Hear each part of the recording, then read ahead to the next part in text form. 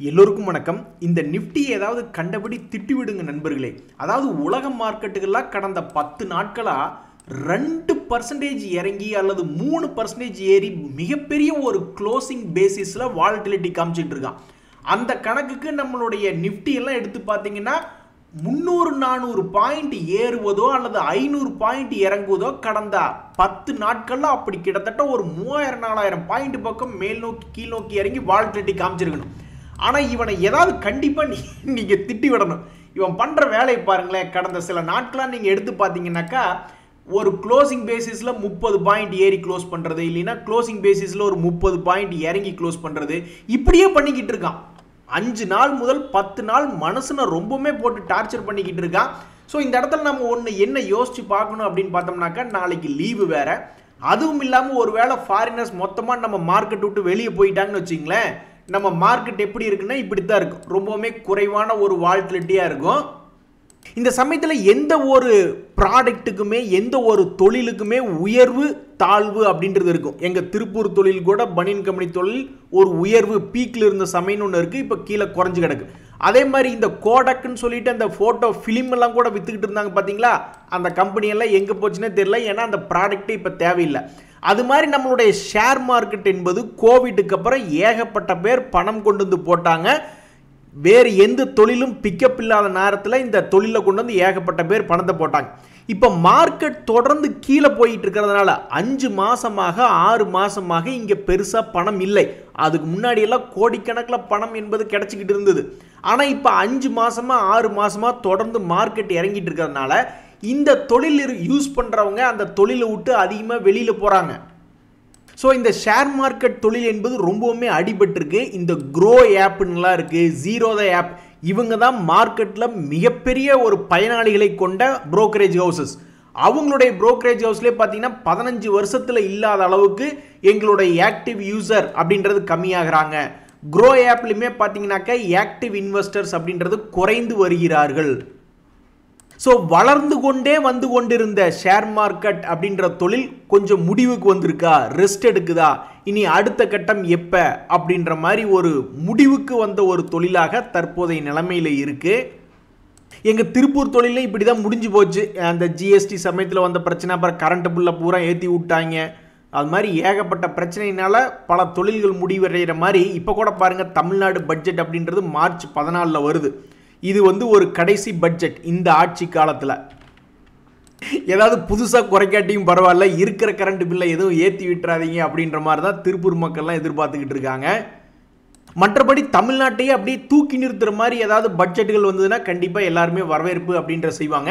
நண்பர்கள், இந்த சமயத்தில் மிக முக்கிய நிகழ்வாக எந்த விதமான மாற்றம் இல்லாமல் இந்த கோல்டு ஆகட்டும், கருப்பு தங்கம், க்ரூட் ஆயில் ஆகட்டும், பிட்காயின் ஆகட்டும் எல்லாம் ஒரு மாதிரி அசமஞ்சமாக இருக்குது மார்க்கெட்டில். அதே மாதிரி மிக முக்கிய நிகழ்வாக அசமஞ்ச மாதிரி, அதாவது மலையில் ஒரு எருமை நனைஞ்சாலும் ஒரு ஓரமாக போகாமல் அப்படியே நடு இடத்திலே நிற்கும். அது மாதிரி ஒரு எருமை மாடு போல கிட்டத்தட்ட ஒரு வருடமாக 250 ரூபாய்க்கு பக்கத்தில் இருந்த பங்கு தொடர்ந்து ஒரு வருடமாக கீழே போய்கிட்டே இருந்து ஆல்மோஸ்ட் 100 ரூபா பக்கத்துலலாம் போய் படுத்துட்டான். அப்படி அசமஞ்சமாக இருந்த பங்கு சில நாட்களாக அப்படின்றது பார்க்கும்பொழுது மேல் நோக்கி வந்துக்கிட்டு இருக்கு. அந்த வகையில் எம்ஆர்பிஎல் அப்படின்ற பங்கு 101 ரூபா பக்கத்தில் இருந்தான் இந்த வாரத்தில், சமீபத்தினுடைய திங்கட்கிழமை 3ஆம் தேதி. அதுக்கப்புறம் பார்த்தா இப்போ 171 ரூபாயில் இருக்கான். ஸோ அந்த முதலீட்டாளர்லாம் பாவம் ரொம்ப காஞ்சி போய் கிடந்தாங்க. என்னையே அவன் ஒரு வருஷமாக இறங்கிக்கிட்டு இருக்கான், 50% மேலே இறங்கிட்டானே அப்படின்னு பாவம் ரொம்ப காஞ்சி போய் கிடந்தாங்க. அவங்களுக்கு ஒரு மகிழ்ச்சி தரும் விதமாக இந்த பங்கு அப்படின்றது ஏறி இருக்கு. இதுதான் இன்றைய முக்கிய நிகழ்வாக இந்த எம்ஆர்பிஎல் அப்படின்றது இருக்கு. அதே மாதிரி இந்த டாடா காம் அப்படின்றது ஒரு டாடா குரூப்பினுடைய பங்கு. முதல்ல இந்த பங்கை கவர்மெண்ட் தான் வச்சிருந்தாங்க, நம்ம பிரசிடென்ட் ஆஃப் இந்தியா அப்படின்றதான் வச்சிருந்தாங்க. அவங்க கிட்ட இருந்து இந்த டாடா குரூப் என்பது வாங்கி இப்போ அவங்களுடைய ஷேர் ஹோல்டிங் பேட்டர்ன் என்பது அதிகமாக இருக்கு. இந்த சமயத்தில் இந்த பங்கு என்பது கடந்த ஒரு வருடத்தினுடைய லோவில் படுத்து கிடந்தது. ஏதாவது வரம் கொடுப்பீங்களா ஐயா அப்படின்ற மாதிரி அந்த ஷேரினுடைய முதலீட்டாளர்கள்லாம் ரொம்ப ஏக்கமாக பார்த்துக்கிட்டு இருக்காங்க. இந்த பங்கினுடைய சில முக்கிய தகவல்கள் என்ன அப்படின்னு பார்த்தீங்கன்னாக்கா, ஆல்மோஸ்ட் 12,420 கோடி என்பது கடனாக இருக்கிறது.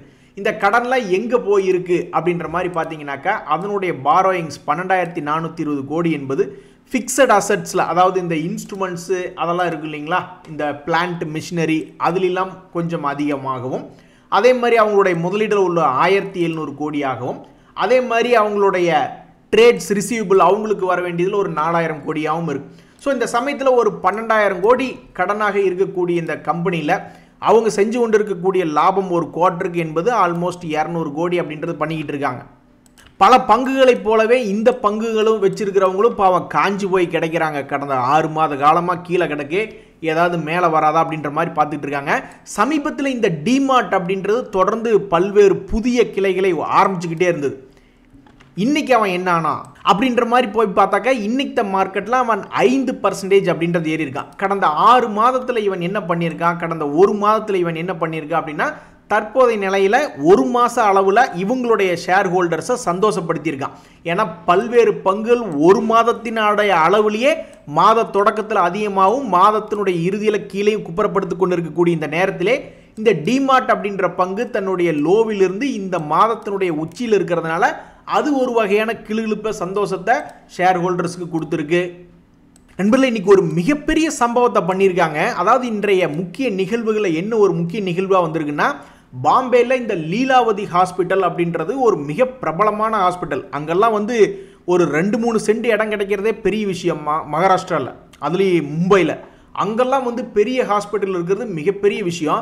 அந்த வகையில் இந்த லீலாவதி ஹாஸ்பிட்டல் அப்படின்றதுல என்ன ஒரு நிகழ்வு பெரிய அளவில் நடந்திருக்கு அப்படின்னு பார்த்தீங்கன்னா, இப்போ இருக்கக்கூடிய ட்ரஸ்டீஸ் வந்து சொல்கிறாங்க, இதுக்கு முன்னாடி இந்த ஹாஸ்பிட்டலை நிர்வகிச்சிருந்த ட்ரஸ்டீஸ் வந்து கிட்டத்தட்ட 1200 கோடியை சுருட்டிட்டாங்க அப்படின்ற மாதிரி நிகழ்வு அப்படின்ற மாதிரி சொல்கிறாங்க. உடனே நான் போய் பல்வேறு ஹாஸ்பிட்டல் ஷேர்கள் எடுத்து பார்த்துக்கிட்டு இருந்தேன். ஏதாவது பெரிய அளவில் எங்கேயாவது ஏதாவது பேட் நியூஸ் இம்பாக்ட் ஆகிருக்கான்னா இந்த நாராயணா ஹிருதாலயே ஒன்றும் பெருசாக இறங்கல, 1% இறங்கியிருக்கான். ரெயின்போ சில்ட்ரன் அப்படின்றது மிக்சடாக தான் இருக்குது. அப்பல்லா ஹாஸ்பிட்டல், எவரபிளி ஹாஸ்பிட்டல், அது ஏதாவது முன்ன பண்ண இருக்கான்னு போய் பார்த்தா அது 1% அப்படின்ற மாதிரி தான் இறங்கியிருக்கு. நம்ம கோயம்புத்தூர்னுடைய சிங்கம் கோவை மெடிக்கல் சென்டர் அப்படின்றத போய் பார்க்குறேன், அதுவும் வந்து ஒரு மாதிரி ஃப்ளாட்டாக தான் இருக்காங்க. அப்பா நாராயணா காப்பாற்றிட்டடா சாமி அப்படின்னு சொல்கிறது அது ஒரு வகையான எமோஷன். அது மாதிரி கையில் இல்லாத பங்குக்கு தான் மேலே ஏறிட்டு இருக்கும் பொழுது அட நாராயணா நம்ம கையில் இல்லாத பங்கு ஏறுதே அப்படின்னு சொல்கிறதும் ஒரு வகையான எமோஷன். அந்த மாதிரி இந்த நாராயணா ஹிருதாலயா அப்படின்ற ஒரு பங்கு யாருடைய கையில் இல்லையோ அட நாராயணா நீ மட்டும் நல்லா இருக்கியே அப்படின்ற மாதிரி இந்த நாராயண ஹிருதாலயா மார்க்கெட் தொடர்ந்து 5 மாதமாக இறங்கி கொண்டிருந்தாலும் வாழ்க்கையினுடைய உச்சியிலே இருக்கக்கூடிய ஒரு பங்காக அவனுடைய காலகட்டம் 2020 234 ரூபாயிலிருந்து ஏற ஆரம்பித்தவன் தான் இன்னுமே 1556 ரூபா வரைக்கும் போய்கிட்டு இருக்கான். அவனுக்கு பாயாசத்தை போட இன்னும் ஒரு ஆளும் இல்லை. இந்த சமயத்தில் இப்படி ஒரு ஹாஸ்பிட்டல் சம்பந்தப்பட்ட ஒரு தகவல் அப்படின்றது வந்தோடனே போய் எடுத்து பார்த்தேன். அங்கேயும் ஒன்றும் அப்பவும் ஒன்றும் பெருசாக இப்போ வரைக்கும் ஒரு இம்பேக்ட் அப்படின்றது இல்லை.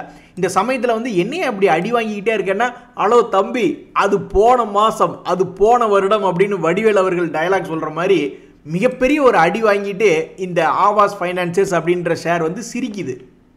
இங்கே பார்த்தீங்களா, இவன் வாங்கின அடி வந்து சமீபத்தில் யாருமே வாங்கல. 3400 ரூபா பக்கத்தில் இருந்த பங்கு கிட்டத்தட்ட 1000 ரூபா வரைக்குமே வந்து உளுந்துட்டான். அதுக்கப்புறம் அந்த 1000 ரூபா பக்கத்தில் இருந்து ஒரு 1800 அப்படின்ற மாதிரி ஏறிட்டு, ஹலோ தம்பி நாங்கள் அடி வாங்கினது அந்த காலம் அப்படின்ற மாதிரி இந்த பங்கு ட்ரேட் ஆகி கொண்டிருக்கிறது. நண்பர்களே, அவனுக்கு அதிர்ஷ்டம் என்பது வேணும் அப்படின்றது சரியாக தான் இருக்குது. இங்கே பாருங்கள், ராத்திரியோட ராத்திரியாக இந்த கோத்ரேஜ் இண்டஸ்ட்ரீஸ் அப்படின்ற ஒரு பங்கு அவன்லாம் இதுக்கு முன்னாடி உச்சத்தில் இருந்திருக்கான். மிகப்பெரிய ஒரு வீழ்ச்சி, மறுபடியும் ஒரு முறை மேல் நோக்கி வந்திருக்கான். அப்போ இந்த இடத்துல வாங்கினவங்களுக்கெல்லாம் என்ன இருக்கும், அப்பாடா நல்ல வேலை வாங்கின வேலையாவது வந்து சேர்ந்தானான்னு மகிழ்ச்சியாக இருந்திருக்கும். அப்புறம் மறுபடியும் குப்புன்னு கீழே விழுந்துட்டான். அப்புறம் மறுபடியும் இப்போ வந்து பார்த்தோம்னாக்கா ராத்திரியோட ராத்திரியாக்கா மறுபடியும் அவனுடைய பழைய இடத்துக்கே வந்திருக்கான். அதாவது நம்மளுக்கு ஒரு நல்ல அதிர்ஷ்டம் வேணும் அப்படின்றதுக்கு ஒரு அடையாளமாக எத்தனையோ ஆயிரக்கணக்கான பங்குகள் இருக்குது. அதில் இந்த மாதிரி சில பங்குகள் தான் எவ்வளோ தூரம் இருந்து கீழே விழுந்தானோ அதை மறுபடியும் மீட்டெடுக்கிறான். அதாவது பியர் மார்க்கெட்டில் அட மார்க்கெட் நல்லா இருக்கும்போது பல்வேறு பங்குகள் குப்பை கூலம் அப்படின்னு ஏகப்பட்ட பங்குகள் மேலே போவான். அது வந்து எல்லாத்துக்குமே தெரிஞ்ச விஷயம்தான். ஆனால் மார்க்கெட் இறங்கி சின்ன பின்னமாகி இருக்கக்கூடிய இந்த நேரத்தில் இப்படி மேல் நோக்கி வரக்கூடிய பங்குகளை பார்க்கும்போது அடாடா அவங்களுக்கெல்லாம் அதிர்ஷ்டம் இருக்குப்பா அப்படின்ற மாதிரியாக தோன்றுகிறது. மார்க்கெட்டே டவுனாக இருக்கக்கூடிய இந்த நேரத்தில் கரடிகளிடம் இருந்து பல பங்குகளுக்கு பாதுகாப்பே இல்லை. அந்த மாதிரி பாதுகாப்பு இல்லாமல் கீழே விழுந்த பங்குகளில் இந்த பல்ராம் சின் அப்படின்ற பங்கு ஒன்று. எவ்வளவு தூரம் விழுந்திருப்பான்னு நீங்கள் நினைக்கிறீங்க? அதனுடைய உச்சத்திலிருந்து கிட்டத்தட்ட 40% அப்படின்றது விழுந்திருக்கா. தன்னுடைய உச்சத்திலிருந்து கிட்டத்தட்ட 40% என்பது விழுந்திருக்கக்கூடிய ஒரு பங்கு தான் இந்த பல்ராம்பூர் சின்னி மில்ஸ் அப்படின்ற பங்கு. நண்பர்களே, அதாவது யாருக்குமே மாற்று கருத்து இல்லை. மார்க்கெட் கீழே நொறுங்கி போய் கிடக்கும் பொழுது தான் எதிர்காலத்தினுடைய ப்ரைஸை பொறுத்த வரைக்கும், இப்போ நம்ம 2025 இருக்கோம், திடீர்னு 2035 யாராவது ஒருத்தர் வீடியோ போட தான் செய்வாங்க. இந்த பங்கு 2025 இருந்திருந்தால் அது இப்போது இப்படி வளர்ந்துருக்கும் அப்படின்ற மாதிரி. ஸோ மார்க்கெட்டு இறங்கும் பொழுது தான் பல பங்குகள் சீப்பாக இருக்கும் அப்படின்றதுல யாருக்கு எந்த மாற்று கருத்தும் இல்லை. ஸ்டாக் மார்க்கெட்டினுடைய கிங் திரு வாரன் பஃபட் அவர்களும் அதான் சொல்கிறார். மார்க்கெட்டில் மிகப்பெரிய ஒரு வீழ்ச்சி இருக்கும்போது நல்ல தொழில் நடத்தக்கூடிய கம்பெனிகளாக, நல்ல பிஸ்னஸ் இருக்கக்கூடிய கம்பெனிகளாக பார்க்கணும் அப்படின்ற மாதிரி திரு வாரன் பஃபட் அவர்கள்லாம் சொல்கிறார். ஆனால் இதுக்கு என்ன தேவை? மார்க்கெட் இப்படி கீழே கிடக்கு, இங்கிருந்து மறுபடியும் மார்க்கெட் கீழே போகுது அப்படின்னா தைரியமாக இருக்கிறதுக்கு என்ன தேவைன்னா, நம்மளுடைய பேக்ரவுண்டில் நம்மளுக்கு பின்னாடி பணம் என்பது வேணும். அதாவது தொடர்ந்து எஸ்ஐபி போடுறவங்களா இருப்பாங்க. அவங்களுக்கு வந்து எப்படி இருந்தால் மாதத்தில் சம்பளம் மூலியமாகவோ அல்லது ஏதாவது ஒரு தொழில் மூலியமாகவோ மாதமானா அல்லது வாரமானா அல்லது தினமும் அவங்களால பணம் தொடர்ந்து இன்வெஸ்ட்மெண்ட் பண்ணக்கூடிய ஒரு சிஸ்டமேட்டிக்காக எஸ்ஐபி மூலியமாக போட முடியும். அதனால் அவங்க வந்து இந்த கருத்தை ஏற்றுக்குவாங்க. ஆனால் ஒருவேளை நம்மகிட்ட அந்த பணபலம் இல்லை அப்படின்னா அப்புறம் ஆண்டவன் விட்ட வழி அப்படின்ற மாதிரி தான். இங்கே பார்த்தீங்களா, நம்ப முடியாத வீழ்ச்சியாக, பயமுறுத்தக்கூடிய வீழ்ச்சியாக பல்வேறு பங்குகள் இறங்கியிருக்கு. அதில் இந்த டேட்டா பேட்டர்ன் அப்படின்ற ஒரு பங்கு மிகப்பெரிய அளவில் வீழ்ச்சி. நீங்கள் எவ்வளவு தூரம் இறங்கியிருப்பான்னு நீங்கள் நினைக்கிறீங்க? கிட்டத்தட்ட 62%, 62%ங்க. 3500 ரூபாய்க்கு பக்கம் இருந்தவன் 1700 ரூபாயில வந்து குத்த வச்சு வந்துக்கிட்டு இருக்கான். கிட்டத்தட்ட 60%. யாராக இருந்தாலும் பாவம் கொஞ்சம் மனசில் யோசிச்சு பாருங்க. பாவம் இந்த 3500 ரூபாய்க்கு வாங்கினவங்கலாம் இப்போ எவ்வளோ ஒரு மன வேதனையில் இருப்பாங்க. அதே மாதிரி தான் இந்த வெல்ஸ்பன் லிவிங்னு ஒரு கம்பெனி, அவனுக்கு கிட்டத்தட்ட 50% பக்கமாக ஒரு 200 ரூபாய்க்கு மேலே இருந்த பங்கு 120 ரூபாயில வந்து ட்ரேட் ஆகிட்டு இருக்கான். இந்த வெல்ஸ்பன் லிவிங்கில் இன்னும் ஒரு தகவல் என்ன அப்படின்னு பார்த்தீங்கன்னா, சமீபத்தில் அவங்க வெளியிட்டிருந்த Q3 ரிசல்ட்டுகளின் போது அந்த பங்குல எவ்வளவு பெரிய குறைவு அப்படின்றது பாருங்க. FIIs அப்படின்றவங்க செல் பண்ணியிருக்காங்க. அவங்களுடைய ஹோல்டிங் பர்சன்டேஜை வெகுவாக 1% பக்கம் குறைச்சிருக்காங்க. அதே சமயத்தில் அந்த ஹோல்டிங் பர்சன்டேஜ் DIs அப்படின்றது கொஞ்சம் இன்க்ரீஸ் பண்ணியிருக்காங்க. எப்படி பார்த்தாலும் இந்த பங்கு என்பது தற்போதைய நிலைமையில் கிட்டத்தட்ட 52 வீக்ஸ் லோ அப்படின்றதுல ட்ரேட் ஆகி கொண்டிருக்கிறது. இது எல்லாமே நம்ப முடியாத வீழ்ச்சிங்க. எல்லாமே 5 மாசத்துல நடந்திருக்கு. ஒருத்தர் கூட இப்படி கனவுல கண்டிருக்க மாட்டாங்க. நிறைய பேர் நினச்சிக்கிட்டு இருந்திருப்பாங்க நிறைய பங்குகள் விழுகும் அப்படின்ட்டு. அதுக்கப்புறம் லார்ஜ் கேப் பங்குகள் ஆகட்டும், ஸ்மால் கேப் ஆகட்டும், மிட் கேப் ஆகட்டும், மைக்ரோ கேப் ஆகட்டும், எல்லாமே ஒரு நம்ப முடியாத வீழ்ச்சியாக ஃபாரினர்ஸ் தொடர்ந்து விற்கிறதுனால தான் இவ்வளவு பெரிய வீழ்ச்சி என்பது மார்க்கெட்டில் இருக்கு. நிறைய பேர் கேட்டுக்கிட்டே இருந்தாங்க மார்க்கெட்டை பார்த்து, ஏன் மார்க்கெட் பல பேர்த்த கீழே விழுக்காட்டிக்கிட்டு இருக்கே, இந்த ஹோட்டல் பங்குகளை ஏன் நீ விழுக்காட்டில் விழுகலையா அப்படின்னு கேட்டுக்கிட்டே இருந்தாங்க. யார் அது கேட்டது? இங்கே பாரு, நாங்களும் தான் கீழே விழுந்துட்டோம் அப்படின்ற மாதிரி சமீப காலமாக. ஆனால் பெரிய அளவில் விழுக்கல. இந்த ஹோட்டல் தொழிலில் முன்னணியில் இருக்கக்கூடிய இந்த இந்தியன் ஹோட்டல், அவன் இன்னும் பெருசாக அதல பாதாளத்துக்கு போன வருஷத்தினுடைய லோவெல்லாம் இன்னும் வரல. போகிற மாதிரி இருந்தால் 500 ரூபா வரைக்கும் போகணும். ஒரு மாதிரி இன்னுமே இருந்தாலும் சரி அடைஞ்சிருக்கான். 900 ரேஞ்சிலேருந்து 755 7.5 அப்படின்ற மாதிரி வந்து நிற்கிது. அதே மாதிரி இந்த லெமன் ட்ரீ ஹோட்டல் அப்படின்றதும் சரிவடைஞ்சிருந்தான். இருந்தாலும் அவனை பிடிச்சி மேலே புஷ் பண்ணி விட்டுருந்தாங்க. மறுபடியும் அவன் ஒரு மாதிரி தான் நின்றுட்டுருக்கான். ஸோ விழுகலையா அப்படின்னு கேட்டுட்டு இருந்தவங்க கேட்டே கொஞ்சோண்டு இறக்கி விட்டாங்க பாவம் இந்த இந்தியன் ஹோட்டல்ஸ் அப்படின்ற பங்குகளை எல்லாம். இந்த சமயத்தில் ஆனந்தமே இல்லாத ஒரு பங்கு தான் ஆனந்த்ராஜ். பெயர் மட்டும் ஆனந்த்ராஜ்னு இருக்குது. ஆனால் தற்போதைக்கு அந்த ஷேர் ஹோல்டர்ஸ்க்கு ஆனந்தமே கிடையாது. தற்போதைய நிலையில் இந்த பங்கு என்பது கிட்டத்தட்ட 6 months லோ பக்கத்தில் வந்து சரிஞ்சு கிடக்கு. ஆல்மோஸ்ட் 50% சரிஞ்சு கிடக்கு. இந்த நேரத்தில் இதனுடைய FIIs DIsனுடைய டேட்டா என்ன ஆச்சு கடந்த டிசம்பர் மாதத்தின் போது அப்படின்ற மாதிரி இருந்தால் அவங்களுடைய ஹோல்டிங் பேட்டர்ன் அப்படின்றதுல பெரிய எந்த விதமான மாற்றம் இல்லை. ஆனால் இந்த ஸ்டாக் என்பது கீழே விழுந்துட்டு இருக்கு. அப்படின்னா என்ன அர்த்தம்னா, இந்த FIIs DIs தனியாக ஒதுங்கி நின்று வேடிக்கை பார்த்துக்கிட்டு இருக்காங்க. வேற ஏதோ ஒரு குரூப் வந்து டிரான்சாக்ஷன் பண்ண அது கீழ் ரேட்லேயே போட்டு டிரான்சாக்ஷன் பண்ணுறாங்க போல. இன்னைக்கு ஒரு 1000 ரூபா இருக்குது அப்படின்னா 1001 ரூபாய்க்கு மேலே ஒரு டிரான்சாக்ஷன் நடந்தாலும் சரி, 1 லட்சம் டிரான்சாக்ஷன் நடந்தாலும் சரி, அந்த ப்ரைஸ் என்பது பாசிட்டிவ் மொமெண்டம். அதே சமயம் 1000 ரூபாய்க்கு கீழே போய் 500 ரூபாயில் 1 லட்சம் டிரான்சாக்ஷன் நடக்கணும்னு இல்லை, ஒரே ஒரு டிரான்சாக்ஷன் நடந்தாலும் அதுக்கு பெயர் வீழ்ச்சி தான். சரி நண்பர்களே, இன்றைய மிக முக்கியமான தகவல் என்ன அப்படின்னு பார்த்தீங்கன்னாக்கா, நல்லா அருமையாக வளர்ந்து கொண்டு வந்துட்டு இருந்த தொழில் தான் இந்த ஸ்டாக் மார்க்கெட் தொழில். அதில் வந்து தற்சமயத்துக்கு கொஞ்சம் சுணக்கம் என்பது நடந்து ஆக்டிவ் யூசர்ஸ் எல்லாம் ரொம்ப கம்மியாக இருக்காங்க. இதுக்கு மிக மிக முக்கிய காரணம் எஃப்ஐஎஸ் தொடர்ந்து வித்துக்கிட்டு இருக்கிறது தான். இன்றைய நேரத்தில் இந்த நிஃப்டியை நல்லபடியாக திட்டி உலகமே கடந்த 5 நாட்களாக 2% ஏறதும் 2% வீழ்ச்சி அடையதும் இருக்கக்கூடிய இந்த நேரத்தில் நம்ம மார்க்கெட் வெறும் 30 பாயிண்ட் 40 பாயிண்ட்டுக்கு ஆடிக்கிட்டு இருக்கான். இதெல்லாம் நல்லதுக்கா அப்படின்ற மாதிரி மனசுக்குள்ள ரொம்ப கடுப்பாகுது. இன்றைய தகவல் அனைத்து உங்களுக்கு உதவியாக இருந்தால் எனக்கு மகிழ்ச்சி தான். ரொம்ப நன்றி, வணக்கம்.